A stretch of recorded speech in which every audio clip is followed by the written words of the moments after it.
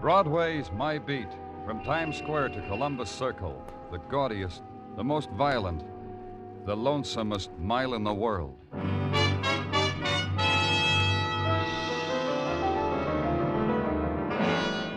Broadway Is My Beat, with Larry Thor as Detective Danny Clover.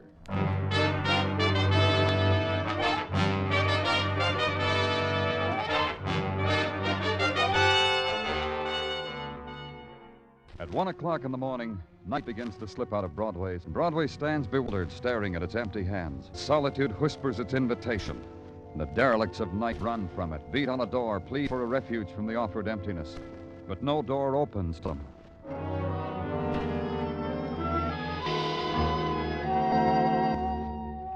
At headquarters, you consider it through a grime-stained window. Turn away from it. Find on your desk a slip of paper that hadn't been there before. Homicide, it says. Central Park Lake. And Broadway has finally opened a door. The password, the violent dead.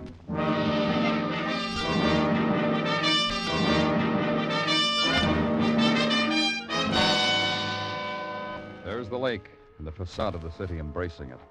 There's a shadow covering a dead girl with its coat. The puny effort to thaw the veil of frost on the girl's forehead. Then the shadow rises, shakes its head, and it's Muggavan. I don't know, Danny. Sometimes it's, You know, Danny, I got a nephew, 3 years old. He comes here during the daytime to play, to feed the ducks. Yeah. Who is she? We don't know. They're dragging the lake now for any identification she might have had on her. So far, nothing. Drowned? Here, come here, I'll show you. See? A knife wound. Where it is, it probably killed her instantly. Then they threw her in the lake. Who reported it? A guy and his girl. They were, smooching. They looked up, saw the body floating in the water. They reported at the precinct near the house. Anything?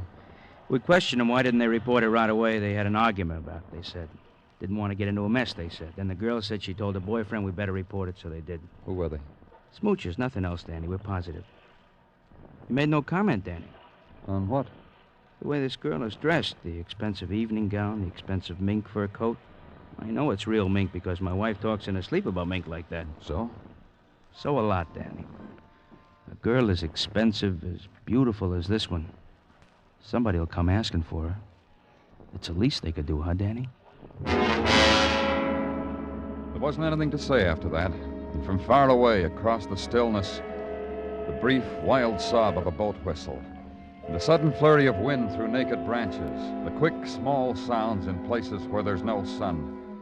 This was the autumn's night pastoral, with death in it. I turned up my collar and walked away from it.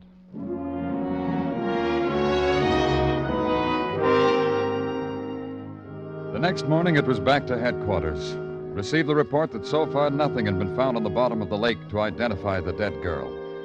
Go downstairs to the place where it's never daytime, the morgue, and the 3 people waiting there. The quiet audience sensing the etiquette of stillness in the presence of the dead. All right, you, the lady over there. Muggavan? Uh-huh. We want you to be sure, ma'am. I'm sure. Well? No, it's not my sister. That way out, ma'am? Now, the gentleman. My wife was blonde. Is this your wife? Take it easy. I haven't seen Aggie in 3 years. This girl is 5'6", weight 124, approximately 22 years of age. Aggie's gonna turn up here one of these days. I'll make book on it. But you ain't done it yet. This ain't Aggie. Through that door over there, please. You're next, lady.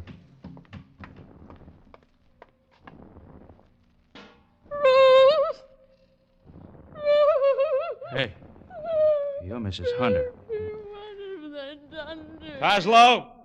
Look at you Hey, Coslow! Yeah? What do you want? Why didn't you come Oh, it's her. Get her out of here, will you? Yeah, come on, Mrs. Hunter. We know. Ever so often this happens with Mrs. Hunter, Danny. Really identified a daughter here about 5 years ago. Keeps coming back. I don't know. That's all of them, huh? Funny. Lovely young girl, dressed beautifully. Someone must want to know what's happened to her, where she is. Someone must know who she is. Okay, Muggavan, we'll try it another way.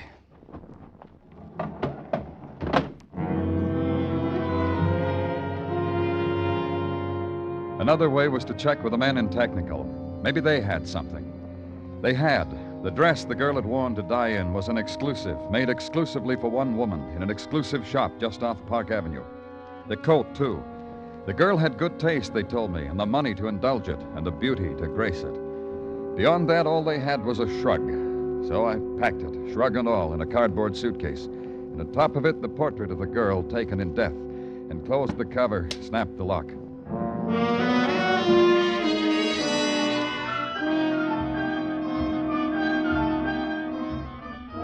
At Roderick's Incorporated just off Park Avenue, a man tried to stop me from opening the suitcase.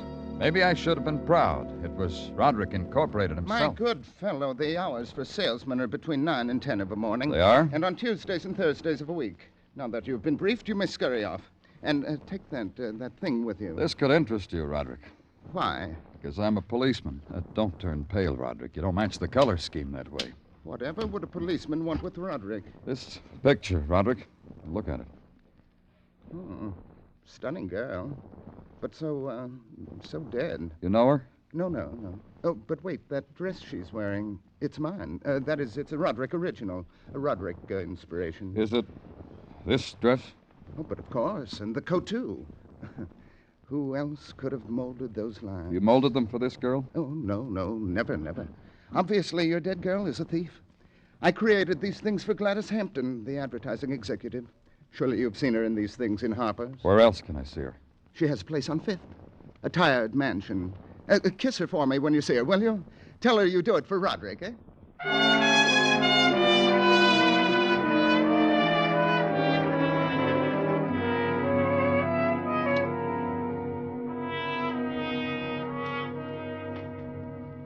If you don't mind, Mr. Clover, let's get this over as quickly as possible, shall we? All you have to do is cooperate, Miss Hampton. Cooperate? I've just come home from Vermont. Just this morning. I've got work to do. Cooperating with police is not on the I agenda. want to show you something. These clothes, this coat, this dress. Where'd you get them? Have you ever seen them before? I'll tell you why I have. I paid a lot of money for them. They're mine. What are you doing with them? Well, look at this. Go ahead. Take a look at this picture. That's Joan. What's this all about? Who's Joan? Joan is Joan. Joan Fuller, my maid. What's happened? Didn't you miss her when you came home today? No, she didn't know when I was coming back. What's happened to her? We found her in Central Park Lake, murdered. I'm not going to like the publicity about this. That's how sorry you are, huh? I don't allow myself those kind of luxuries. I'm too busy. Tell me about Joan. Well, she's worked for me for 2 years.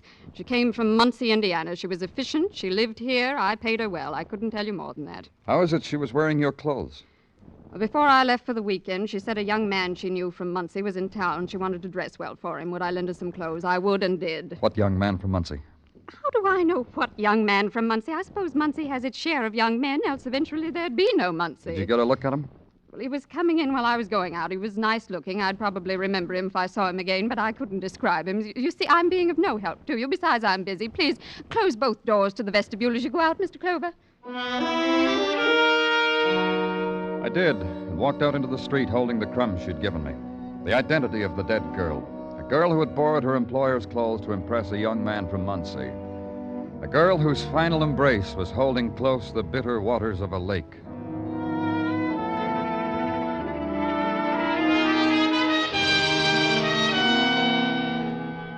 At headquarters, the routine that is a requiem for the violent dead. A telegram to Muncie asking for information on Joan Fuller. The order to Muggavan to riffle through hotel registers for a visitor from Muncie, a young man, good-looking. The sifting, the questioning, the break for a cup of lukewarm coffee. And then another call from Muggavan. Hotel Adams, Danny. A Johnny Barrett. Registered with his wife from Muncie. I looked at him, Danny. He looks likely. The tired room, complete with stained rug, stained washstand. And the young man at the dresser, manicuring his fingernails. You're here to present me with the keys to the city? I'd like that, because I'm fond of your city. To ask you questions, Mr. Barrett. Now, what would a boy from the country know that would interest a big city man like you? He might have known a girl named Joan Fuller. He might have known a lot of girls. Not one named Joan, though. That's one he's missed. How big is Muncie, Mr. Barrett? Big enough that I could walk its streets, put nickels in slot machines, order a beer, go alone to movies, and never meet a girl named Joan. It teases me, though. I'd like to meet her. She's dead. She was murdered. That makes me sad. I cry when girls die. It's a thing with me. Let's go, Mr. Barrett. I haven't finished my pinky. You want to show me the sights? I want to show you to a woman who says a young man came calling on Joan Fuller, a young man from Muncie. That could be a sight. Get your coat, Mr. Barrett. Let's go. Can't wait. Oh, honey. Honey, doll, come on in. Enjoy looking at the shop windows? Jimmy, who is... A policeman, honey. He wants to go show me to a lady. This is my wife, Mr. Clover. Mrs. Barrett?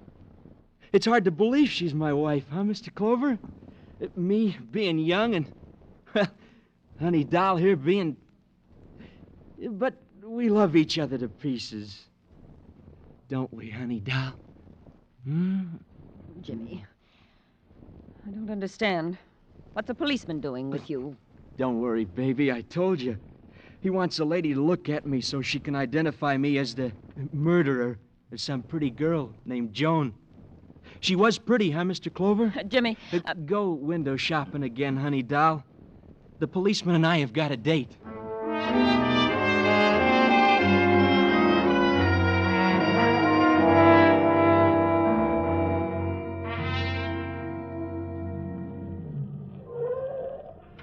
Let's go, Jimmy. Sure, let's go. This house. Nice house. Ever been here before? No? Bet you wish I had, though. Nice chimes. Pretty. Nice. Funny. Vestibule door's open a bit. This Hampton liked her doors closed. Oh, you wouldn't peek, would you? Yeah, I would. Stuck. It'll only open half... Hey, look. What there was to look at was a vestibule floor, a tile mosaic in a simple block pattern. Clean, gleaming. Even the blood that spread across it had a new quality to it. Miss Hampton's blood. Miss Hampton lying there. I knelt beside her. Miss Hampton with a knife in her heart. Miss Hampton, dead.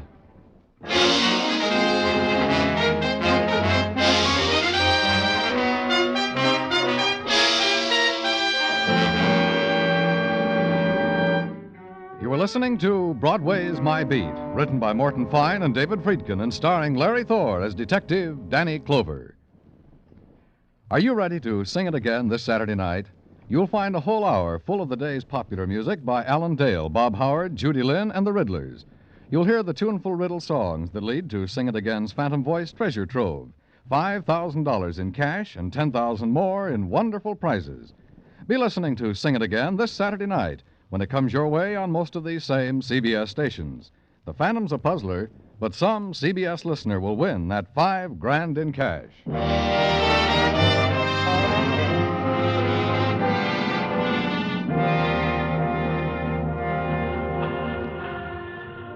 When it's November and the winter is a-comin' in, Broadway is a place of regret. The dreams are dying, and it's a long time before April will come again.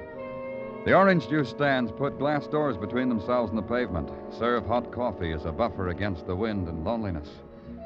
Somebody leaves a newspaper on the stool beside you, not very neat, folded badly. There's a small bit of blackberry pie on the item that tells about a girl who floated face downward in the lake.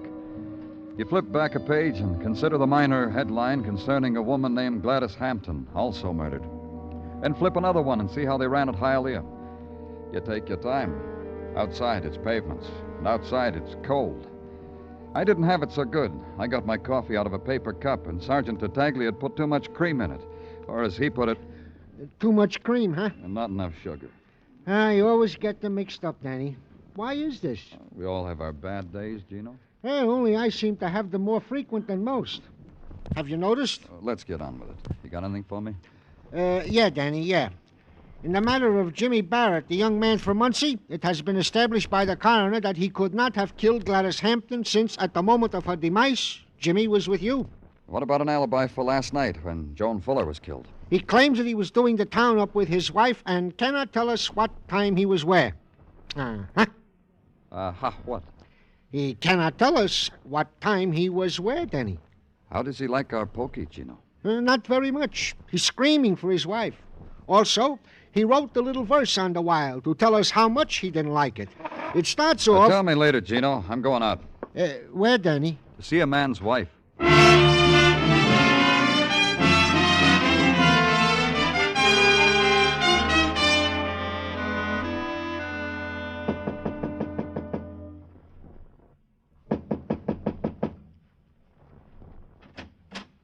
Oh, it's you.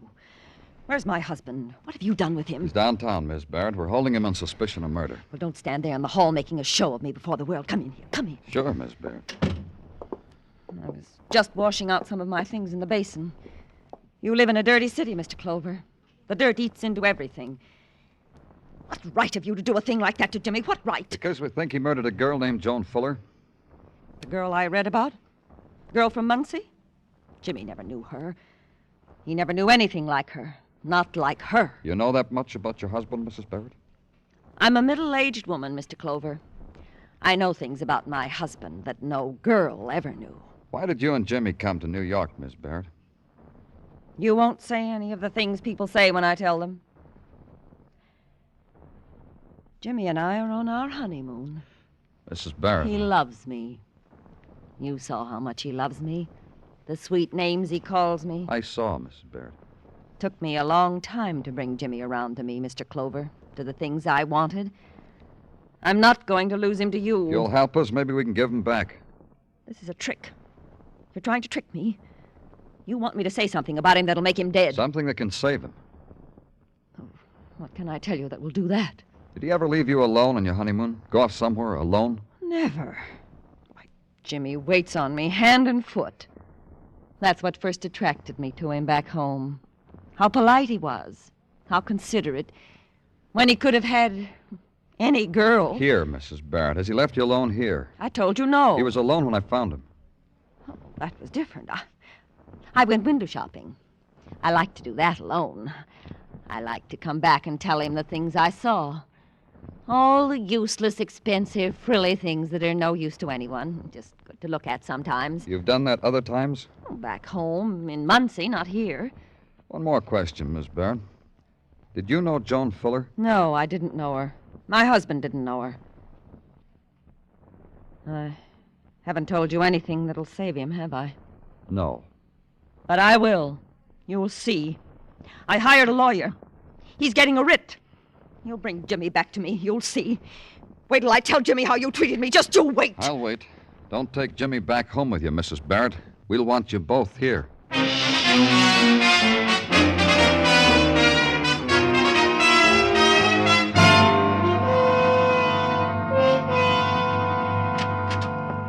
Danny? Come on in, Gino. Okay. Just a word to let you know that people questioning around the home of Gladys Hampton had never seen Jimmy Barrett. Also, that Jimmy is released on a writ. Yeah, I was threatened with it. And to tell you that outside is a gentleman from Muncie, Indiana. Another one? Yeah, Danny. You know, this is the first week in my life I have met two people from Muncie, Indiana, one on top of the other. Show him in, Gino. This way in to see Danny Clover, Mr. Fuller. Sit down, Mr. Fuller. Thank you. I'm Joan's father, Mr. Clover. I see. I'm very sorry about what... Thank you, but of course you're not sorry. If we mean the same thing by that word. You're a policeman on homicide, and your job's got to do with dead people. People get used to death almost as easy as they do to cigarettes. The sorrow of Joan's death belongs to me, not to you. Forgive me, I made a speech. How did you know your daughter was dead? You notified the Muncie police, they notified me. I've come to take her home with me. If I can help... Find the person who killed her. We're trying, Mr. Fuller. I've never been vengeful. I've always felt sorry for people eaten by hate. Now it's happened to me. I can understand. Tell me, Mr. Fuller, do you know a man named Jimmy Barrett from Muncie? Of course. Joan knew him, too. Pardon me a second. Tartaglia. Roger, Danny. There's a man tailing Jimmy Barrett, isn't there? Yeah, Danny. Get in touch with him. Find out where Jimmy is. Roger. Over. We were talking about Jimmy Barrett, Mr. Fuller. Tell me about him. Well, Jimmy married a woman somewhat older than he, rather wealthy woman.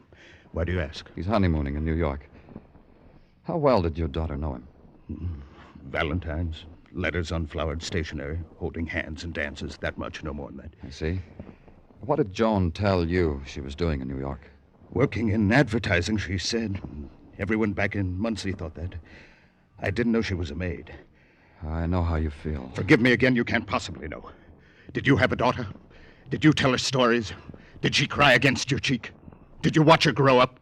Was she found in a lake? Was she murdered? Mr. Fuller, We don't know each other, Mr. Clover. We're not friends. Your sympathy doesn't mean anything to me. Just find my daughter's killer. Danny, What is it, Tartaglia? the man we had tailing Jimmy Barrett just phoned in. Jimmy just bought himself a new car 5 minutes ago, brand new Hudson. Where? Tobin's on 105th Street. Thanks, Gino.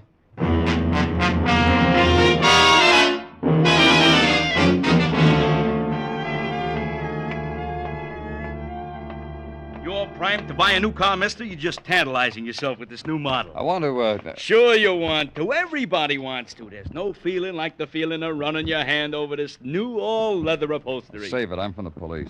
That makes you different? That gives you desires different from other people's Look, desires? A man named James Barrett was just in here. I'll never forget him.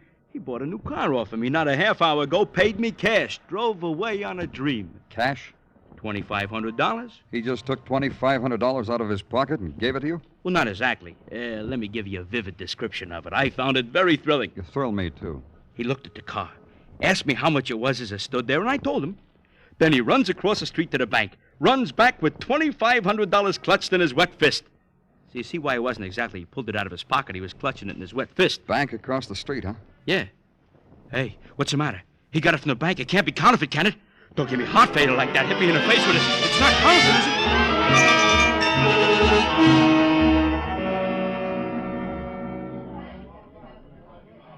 Don't you find it rather interesting, Mr. Clover, that I, Stephen Chase, am working for the Corn Exchange Bank? We Chasers have a bank of our own, you know. I know. And you're the Chase who gave Barrett $2,500. Precisely that Chase. Does Barrett have an account here? As of this morning, a rather plump one. He opened an account this morning and withdrew that much money this afternoon? I see you don't understand banks. Oh, explain them to me. Mrs. Barrett had a letter of credit from a bank in Muncie, Indiana, which she chose to deposit here with us at Corn. Go on. Please. Therefore, this account was in Mrs. Barrett's name. However, this morning, Mr. Barrett appeared. Mr. Barrett, the bearer of a letter from his wife to the effect that her account should now be a joint account. Was that all? Please. I called Mrs. Barrett to find out whether the letter was valid. Mrs. Barrett told me to give her husband as much money as he wanted. All this happened this morning? Precisely this morning. Precisely, Mr. Chase.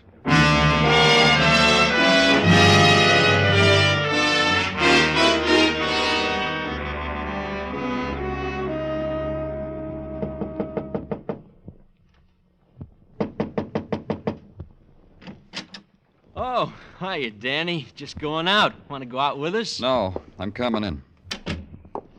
Oh, Miss Barrett. See you got all your things packed. Going back to Muncie? Oh, no. You said we couldn't go back to Muncie until this thing was all cleared up. We're going to find a nicer place to live. Yeah, me and the Honey Doll are going to branch out. Nothing but a ball from now on. We're really going to live. Aren't we, Honey Doll? Whatever you want, Jimmy. Tell me what you want, Jimmy. What I want? Get out of this crummy hole. New clothes for Honey Doll. And for me. Drapes. Double-breasted. I understand you got a new car.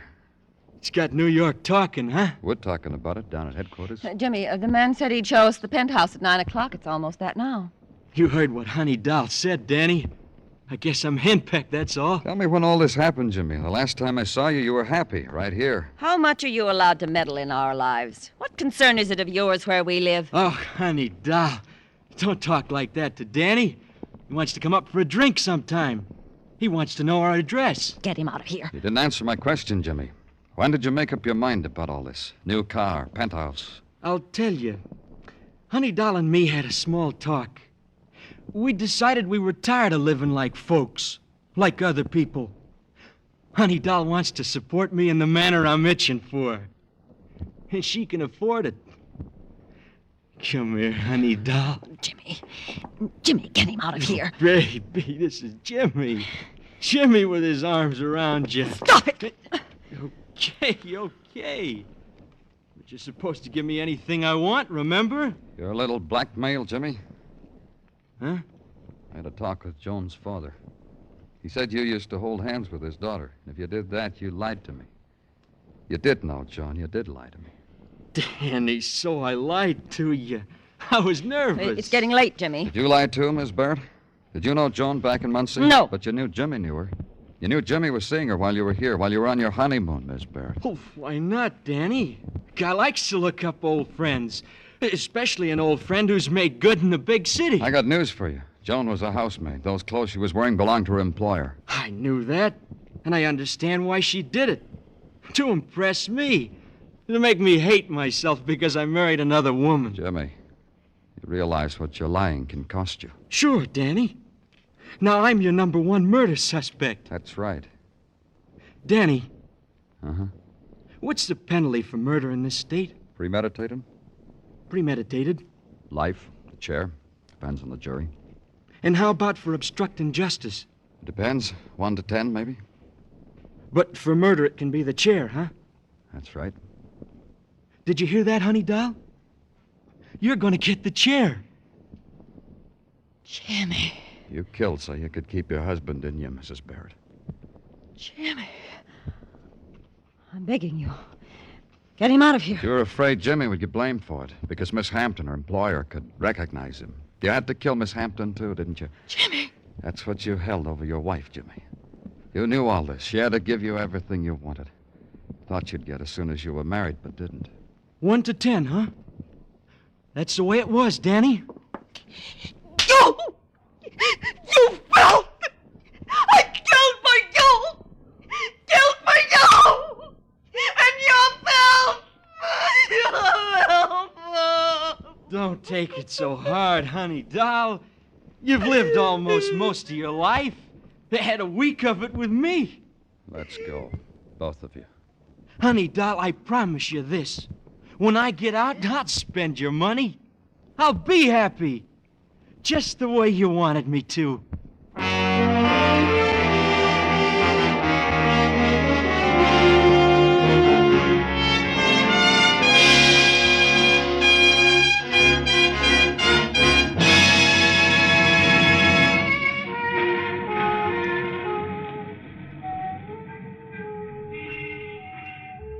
Broadway looks good now. It's wearing the funny mask with the funny nose, and the big smile painted in scarlet. The scarlet you've known in other places and other times. Don't rip off the mask, kid, because you couldn't stand what you'd see. It's Broadway, the gaudiest, the most violent, the lonesomest mile in the world. Broadway, my beat.